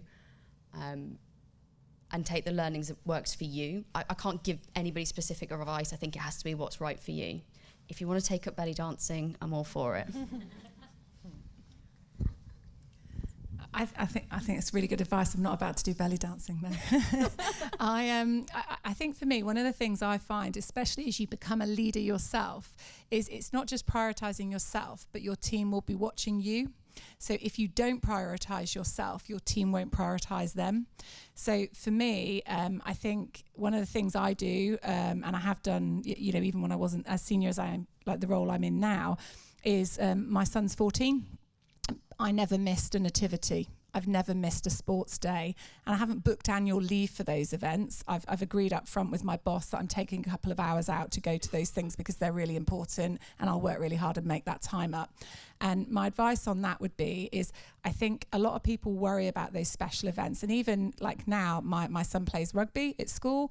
I've only got so many years left where he's going to want his mum going to watch him. But they have matches on a Wednesday afternoon, which if you work full time in a really busy job is not ideal. So I try and schedule my working week so that quite often on a Wednesday, if he has a match, I might work from home that day, knowing I can get, if it's a home game I can get and go and watch him because it's no more than an hour's game. And I can try and schedule my break in the day to go and watch him do that. But I tell my team I do that, and I say I'm out at this time, I'm going to watch Harrison play rugby, because by doing that, not only am I making myself happy and prioritising what makes me happy and my son happy, I'm sending the message to my team that it's okay for them to do the same thing. And I think that's really important. Like those family-friendly policies that lots of companies talk about, I would say embrace them, live them, and don't apologise for it. They're there for a reason. So many people are scared to actually use them and to pull the levers that they offer, Nobody will judge you for doing it. People will admire you, and your colleagues will watch you be a first mover and watch them follow you, is all I will say. So, you know, whatever it is that's important to you. I had one lady that worked for me. She didn't have kids, but she sang in a choir, and that choir happened to meet on a Tuesday morning, which is in the middle of the working week, but she loved singing in the choir. She used to go to choir practice every Tuesday at 11 o'clock and take an extended lunch break and make the time up. You know, it's like whatever works, but I think it's about again, whatever brings you joy, prioritising that, make it a non-negotiable, but be really open that you're doing it as well, because that allows other people to join in too. Thank you. I think that's amazing advice. And having worked in an environment where my role models definitely didn't do that, I can absolutely agree that that's really important, you know, to kind of see other people prioritising things that are really important to them very much allows that. We're going to come to you guys now. I've got many more questions, but you'd be just bored listening to me ask them. So who's got a question for our panel? And if you could just say who you're targeting your question at, that would be great. Anybody want to put their hand up? Thank you. We're going to bring a mic. Yeah. Thank you. Thanks. It's not actually a question, it's more an observation. So it was really great to hear you talking about demonstrating, taking time out. So a number of years ago now, when I was still at Centrica, we introduced something in the legal and regs, which we called, we can't call it flexible working because that becomes a contractual thing, but we called it agile working. And, you know, if you're living miles away and traffic's bad on a Monday morning, well, maybe you get in late or you take Friday afternoon off. And it got to the point where actually one of the board directors said, yeah, I don't do Tuesday mornings because I'm on my hair done. I'll work Saturday morning instead. But that was, like you say, it was great. It was showing leadership. But actually then there was some people at the Cass Business School who wanted to get involved because they'd done lots of work on this, and actually they've demonstrated productivity goes through the roof when you operate in that way, because people see it as a gift. You're no longer stressed at work. You know, you have that relationship with your boss or your team, and you're able to work in that flexible way. And we got to the point where I didn't necessarily have to tell my boss I was going out, as long as it was in the diary, and nobody abused it, and it just works wonderfully. I think it does start, I think it starts with senior leaders doing it, because if they embrace it, other people feel they've got permission. And I think whilst, and hopefully Hayley will agree, you know, I couldn't give a toss where my team are or what they're doing. I judge them on their outputs, you know, and actually, you know, Hayley has a holiday home that she goes to occasionally. And when she took the job with me, you know, one of her non-negotiables was every other Friday I'm going off here to work. And I was kind of like, that's fine, but will you still take the job? You know, so I think it's that, you know, for me, it is about like making sure people know they have permission, and the best way to let people know they've got permission is to use it yourself and to encourage others to do it in that way. I like agile working though. Just going to add actually onto your point about the impact that you make, because I remember somebody once saying to me that as a leader, so whether you're somebody's line manager or a line manager of line managers, if you send out that email at 7 p.m. on a Tuesday evening, or you send it out at a Saturday morning, think about where you were at earlier stage in your career and what you would do to service that email or that request or that Teams message or whatever. And I think there's something in that, there's a responsibility. Yeah, I'm going to go with the word responsibility of leaders as well, whatever flavour of leader you are, to just be a little bit mindful about the reaction of your team. So it's role modelling the good stuff, and it's also not leaning into potentially other behaviours you see in the organisation, which my personal experience, it can be quite challenging to do. But I think you have to make a bit of a stand about what your rules and roles are as a leader of leaders in an or a leader of anybody in an organisation. Sorry, I just wanted to build on your thoughts. Absolutely, it's really good. Who else has a question?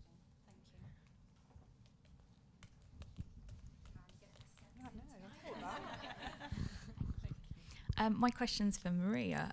One of the things that you said as your intro about your superpower was being kind of quite broad and lateral, but maybe not very deep in knowledge. And I think for me, that's where I feel I'm at a bit of a crossroads now in terms of my career about do I go down a super techie detailed specialist route, or do I stay as a generalist and focus on people? So I was just wondering, have you had that experience in your career where maybe it's been limiting to be maybe a bit more of a generalist rather than a specialist?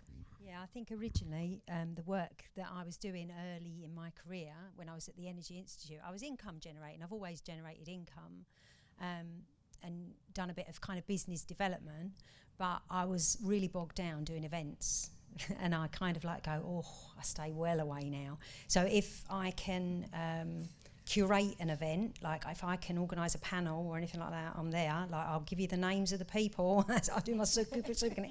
But, you know, when it came to all that organisational stuff, I mean, I'm good at it. I can do it. I can throw a party. I mean, you know, someone was saying, you were saying about you. Yeah, was it you? You know, and you know, you've got that kind of from doing that stuff way back when, you know. But it sort of gets, as you get sort of further on, you sort of start to recognise, I think, and know yourself better. It's huge to have those epiphanies about yourself and realise, no, that's not a piece of me. You know, I didn't want to become, you know, I was producing big conferences and a lot of money and but, you know, I think nothing's wasted as well. Like, I think all of those kind of early, we talked a little bit about that, you know, you can look at things and go, oh, I regret that, or look back at things, but none of it's wasted. So know yourself, I think, know and accept yourself, that's you, that's who you are. You know, and if the jobs out there don't fit who you are, start your own business like I did.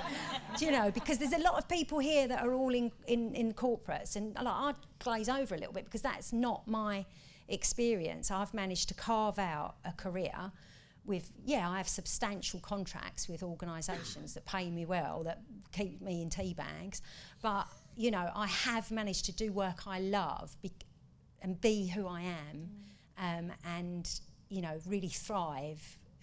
But you know, earlier on, I don't think I just couldn't do it. I couldn't be boxed in that way. Variety is very important to me. You know, I needed variety, and so, you know, that bit about sort of generalist, I think if that resonates with you, the word variety, then I'd say you're not destined to go deep on anything.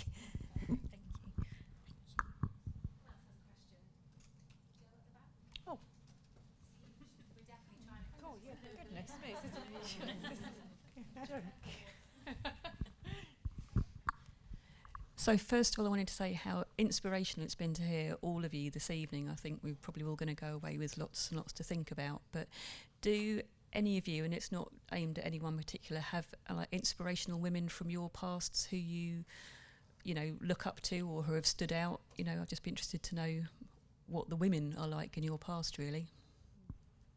Can I take that one? Because I have to, like, give back, you know, bags and bags and bags of credit to, we talked earlier about mentoring, and I didn't say who my mentor was, but my mentor was my first boss, and she's still a really good friend.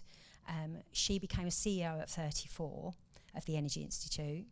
So I'm talking about Louise Kingham, FEI, CBE. Is she CBE now?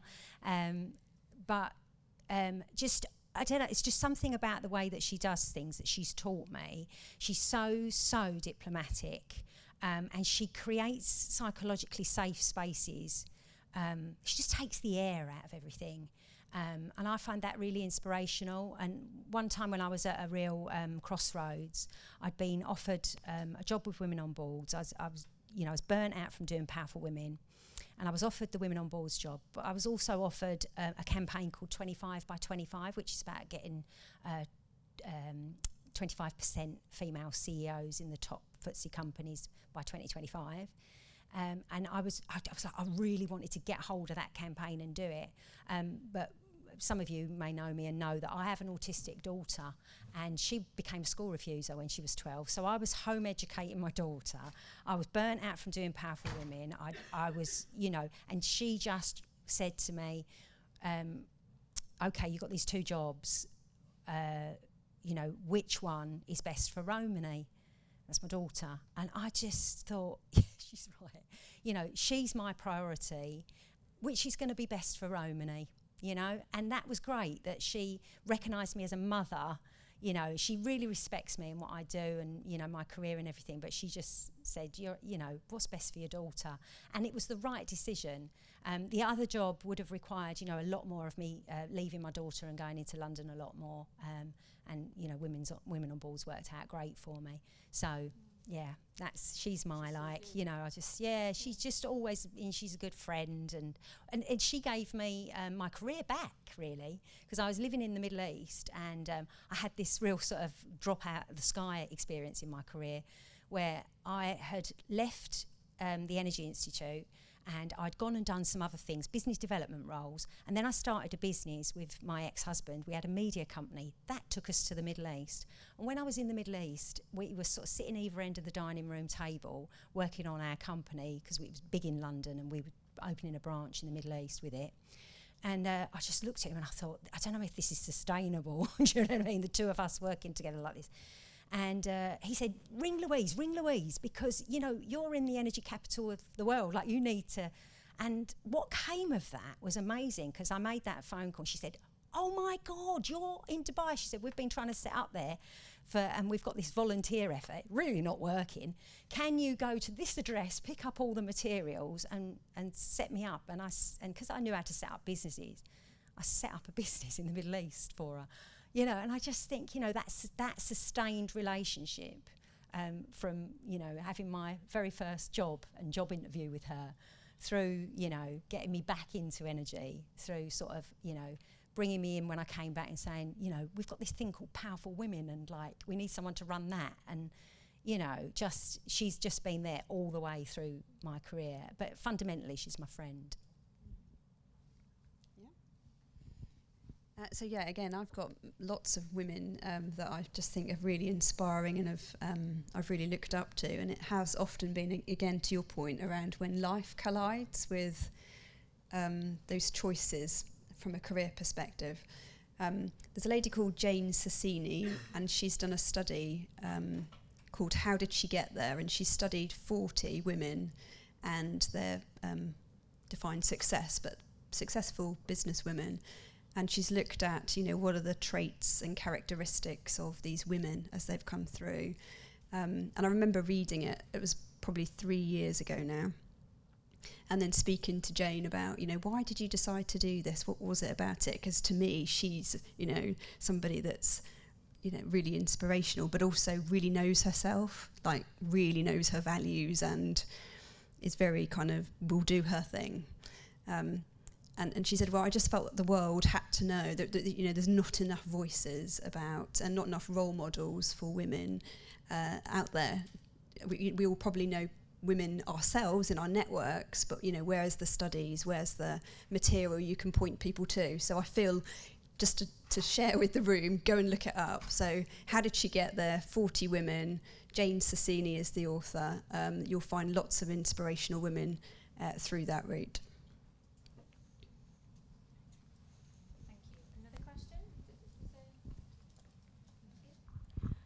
Hi, it's a bit noisy, isn't it? You've talked a lot about sort of opportunities and being seen, and there's a lot of conversations about actually it's really important to have our network, to get mentors, to see opportunities.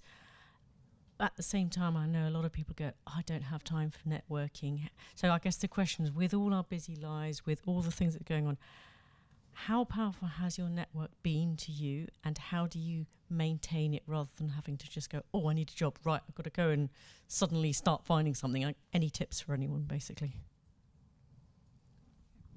So I think networking is a love or hate thing. And it also depends on the crowd that you're networking with. And I think for me, through most of my career, I wouldn't say networking was a key thing that got me anywhere. I think building credibility by delivering good results and making a name for myself for getting stuff done, that was what got me somewhere in the end.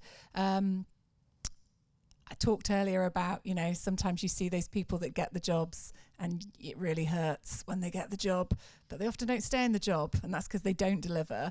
sometimes people get those jobs because of how people perceive them, because they're very good at managing the crowd. And so I think actually over the years, the networking piece for me is more about building confidence and finding your tribe and building you up, rather than giving you a connection to get your next job. I think that's where I've probably used it more, I would say. And I think if you've got time for one thing to invest in yourself, it's get a good night's sleep and, know your objectives. If you haven't got time for anything else, they'd be the two things I'd tell you to do. And then the third one, if you can make time, is get a mentor, or a coach, depending on which stage you're at. But get a good night's sleep and know what it is you're supposed to be delivering, and focus on that. That's the minimum viable product, I would say, to go on and be successful. Yeah, I think the bit I would build onto that is the difference between an internal and external network, and the time onto those things. So I don't have children, therefore I have the time in the evenings to go and spend at external networking events. And I recognise that's a privilege in its own right, hence I think your question, perhaps. But I also think the power of an internal network in an organisation, and this is where I agree with you about the tribe, is key. So some of the ladies I first met in my early days at Lloyd's, so my aunt is inspirational to me. She finished her career as an MD at JP Morgan Chase, and I don't quite know how she dealt with the things that she saw there, but she started her life in Apple in the 1980s, so I think she had a very colourful career. But the piece of advice she gave to me is find the ladies in that bank when you start. And I did. We went to a country festival a few weeks ago, and we're going to go on holiday, and we'll go for food and all of that sort of stuff. And I did the same I think we do it when we're younger, right? You go to school or you go to university and you take your friends through, and for some reason we don't apply the same thing at work, and I'm not quite sure why. And I think there's a blend for me between that network versus the friendship piece. And I think sometimes networking is framed in a bit of a, what can you do for me? How do you help me? Hence the point you were making about career. And for me, that's not the point of a network. A point of a network is that you have people that understand your situation and can relate to what you do. My university friends have chosen very creative careers that do not get my corporate career. That's no slight either way. It's just a different people you meet at different times. The ladies I met at Lloyd's, the Lloyd's ladies, they understand the pressures and the strains. So I can talk to them and have informal mentoring. I think that might be an alternative to the timepiece, is the value that people bring to you, but in that less of that transactional way. That might be my additional bit. Thank you. We have only time for one more question, and I'm going to have it, seeing as I've got the microphone back. I know, Amanda, you just gave us a tip for a book, but I'm going to give her some extra time. So I'm going to start with Charley and work down the line.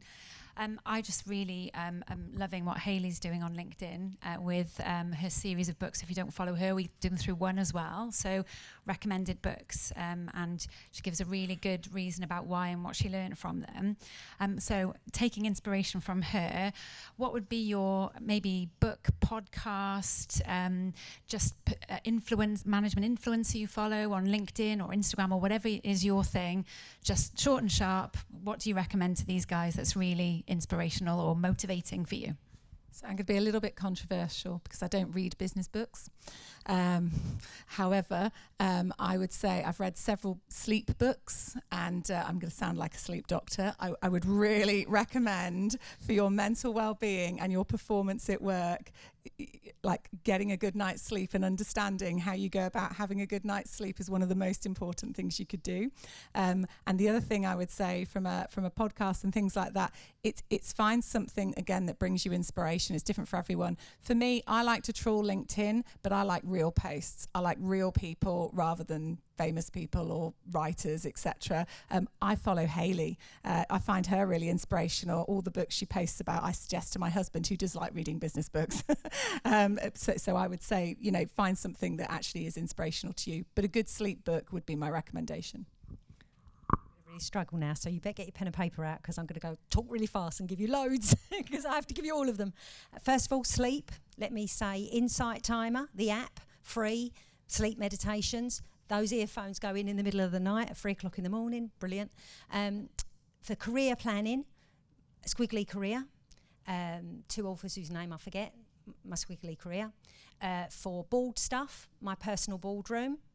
That's a book about who you've got, your tribe, right? That's that one. For the stuff that you alluded to there about who you network with and all that kind of thing and who takes you through, there's In the First 90 Days, which is a book about when you first start a new job or you get a promotion or you get posted overseas or that kind of thing. There's 2 chapters in there.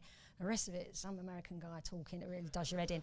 I've got it on Spotify, which if you've got Spotify Premium, free audio books, it's on there, the first 90 days. But there's 2 chapters. There's one that's come up in with coachees of mine that everyone picks, which is called Creating Alliances. It's literally, it could be the receptionist, she knows everything. So when you get that new job, you don't just look at who's up and who's below you, look who's over there in procurement. Who's worth, knowing. So Creating Alliances, that chapter. The other one that was picked out is Managing Yourself, back to the sleep stuff and the personal well-being and all of that. And I'm sure there's another one that I was going to say. No, just anything by Brené Brown. Well, so actually, thankfully you didn't say this one, but actually my suggestion to you will be a bit broader. Read anyway, don't necessarily be aligned to a particular genre or a particular podcast type. I think that helps with the curiosity piece. I love history books. You want to know about the Kingdom of Elmet in the late 8th century, Northern England? Whew, I'm your gal. Jokes aside, I would say if you do want to read books to help you beyond these excellent suggestions, the one I read for my current role, which was a global role, was the Culture Map, because I wanted to understand how different teams culturally worked with one another, and it was really helpful. The other one, particularly when I started moving into strategy roles, was The Moves That Matter, which was written by a person who is a chess grandmaster, but looked at how that can be applied into the business. It's a bit dry on occasion, but if you can suffer through it or garden whilst you're listening to the audiobook, he makes some really insightful pieces that I think updates quite a lot of Dale Carnegie's How to Win Friends and Influence People, and he's a bit more nuanced than Stephen Bartlett's Diary of a CEO. So he's like that next level. If you're ready to level up, that's what I'd recommend. Thank you. I should have said my superpower is sleeping. I sleep really well. I sleep so well. I agree. 8 hours, otherwise I am really grumpy.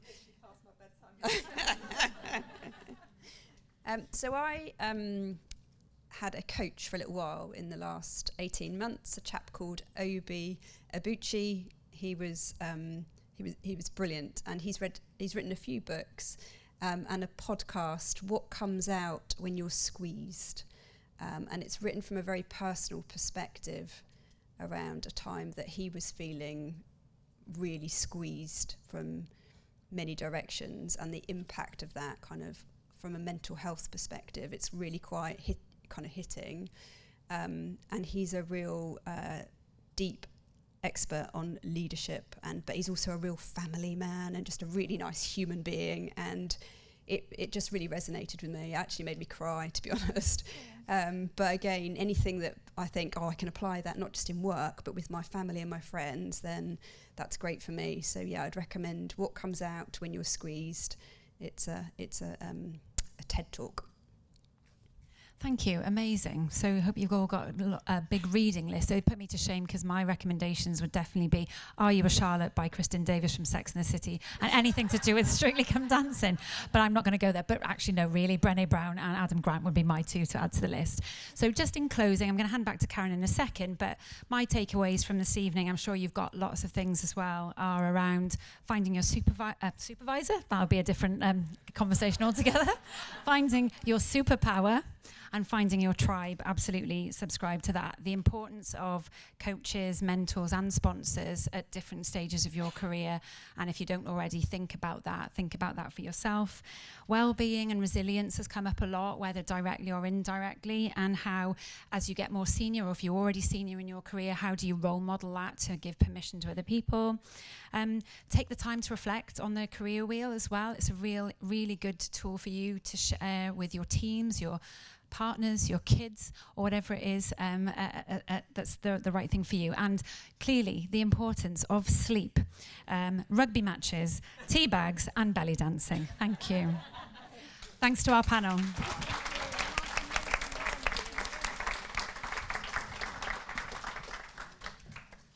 Thank you. Thank you, Sarah, for hosting that panel. It was really, well, just so much taken. I was supposed to be taking notes and I kind of got carried away in listening, so my notes are a little bit sketchy, so the LinkedIn post tomorrow will maybe not be truly reflective of everything that was discussed in here tonight. I realise I'm the one standing in between you all, going outside and continuing to network, having a glass of wine and eating some of the amazing goodies that Microsoft and Computacenter have provided for us this evening. So I've got loads of slides, but I'm not going to go through them all. All I'm going to say is, if you've enjoyed tonight, please go onto our website. If you're not already a member of WUN, become a member of WUN. Have a look at all the resources we've got on there, because there's lots of things on there that can help you complete or help you with that career wheel that you've been working on this evening, and also building on lots of the things that we've talked about. So thank you so much for coming. A massive thank you to Simon and all the team here. Yeah, they've been amazing and really supportive, and it's been a great location for us all to come together tonight. And a huge thank you to Computacenter and to Microsoft. Please take some goodies with you, take cakes with you, have a glass of wine, have a chat with the people in here, and if you haven't done it yet, go and see Ed, who's in the top there, and have your free headshot done. Again, really kindly sponsored by Computacenter. So last thing, we couldn't do any of this without all of our partners, but also we really welcome your feedback. So before you go, please just give us some feedback on the event, and then we can hopefully build on this in the future. And as Hayley said, this is an annual event, so we can get bigger and better. So thank you all very much, and safe journey home.